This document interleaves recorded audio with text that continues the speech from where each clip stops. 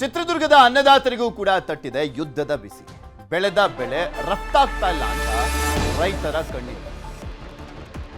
ಯುದ್ಧ ಯಾವ್ಯಾವ ರೀತಿಯಾಗೆಲ್ಲ ಎಫೆಕ್ಟ್ ಕೊಟ್ಟಿದೆ ಅಂದ್ರೆ ಇವನ್ ರೈತರಿಗೂ ಕೂಡ ದೊಡ್ಡ ಹೊಡೆತ ಬಿದ್ದಿರುವಂಥದ್ದು. ನಾವು ರಸಗೊಬ್ಬರದ ವಿಚಾರಕ್ಕೆ ಸಂಬಂಧಪಟ್ಟಂತೆಲ್ಲ ನೋಡ್ತಾ ಇದ್ವಿ, ಅವ್ರಿಗೆ ಯಾವ್ಯಾವ ರೀತಿಯಾಗಿ ಹೊಡೆತ ಬಿದ್ದಿದೆ ಅಂತ. ಅದರ ಜೊತೆಗೆ ಅವ್ರು ಬೆಳೆದಂಥ ಬೆಳೆಗಳು ಕೂಡ ಸೇಲ್ ಆಗ್ತಾ ಇಲ್ಲ, ತಗೊಂಡೋಗ್ತಾ ಇಲ್ಲ.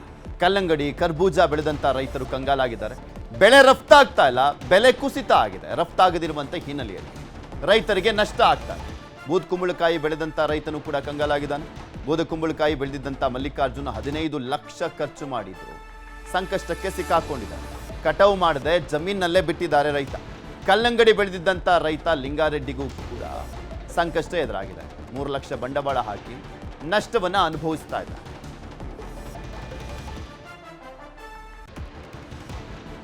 ಇದೆಲ್ಲವೂ ಕೂಡ ರಫ್ತಾಗ್ತಾ ಇತ್ತು, ಸ್ಪೆಷಲಿ ಮಧ್ಯಪ್ರಾಚ್ಯದ ರಾಷ್ಟ್ರಗಳಿಗೂ ಕೂಡ ರಫ್ತಾಗ್ತಾ ಇತ್ತು.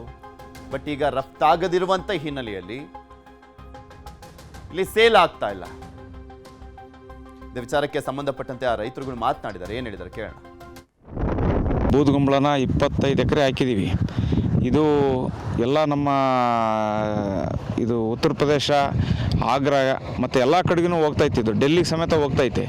ಇದು ಹೋಗ್ತಾ ಇತ್ತು. ಈ ಸಾರಿ ಏನು ಅಲ್ಲಿ ಯುದ್ಧ ನಡೀತೈತಲ್ಲ, ಅಲ್ಲಿ ಗ್ಯಾಸಿನ ಪ್ರಾಬ್ಲಮಿಂದ ಇವತ್ತು ಇದೆಲ್ಲ ಸ್ಪೀಟ್ಗೆ ಹೋಗೋದು. ಕುಂಬಳ ಇಲ್ಲ, ಇದೆಲ್ಲ ಸ್ಪೀಟ್ ಮಾಡ್ಬೇಕಂತಂದರೆ ಗ್ಯಾಸ್ ಬೇಕೇ ಬೇಕು, ಕಮರ್ಷಿಯಲ್ ಗ್ಯಾಸ್ ಬೇಕು.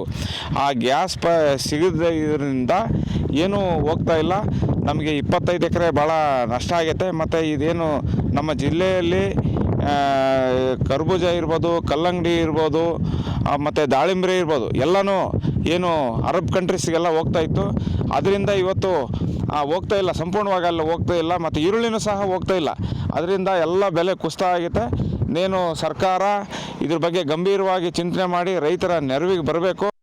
ಎಲ್ಲ ಹಾಕ್ಕೊಂಡ್ವಿ, ಚೆನ್ನಾಗಿ ಬಂತು. ಬರೋದೇನ ಅದು ಅಟ್ಯಾಕ್ ಆಯಿತು ಬಿಸಿಲಿಗೆ. ಬಿಸಿಲು ಪ್ರಮಾಣಕ್ಕೆ ಅಟ್ಯಾಕ್ ಆಯಿತು. ಕಂಟ್ರೋಲ್ ಆಗಲಿಲ್ಲ. ಎಷ್ಟು ರೋಗ ಎಷ್ಟು ಹೊಡೆದ್ರೂ ಅದು ಗಾಳಿ ಇದಾಗಲಿಲ್ಲ.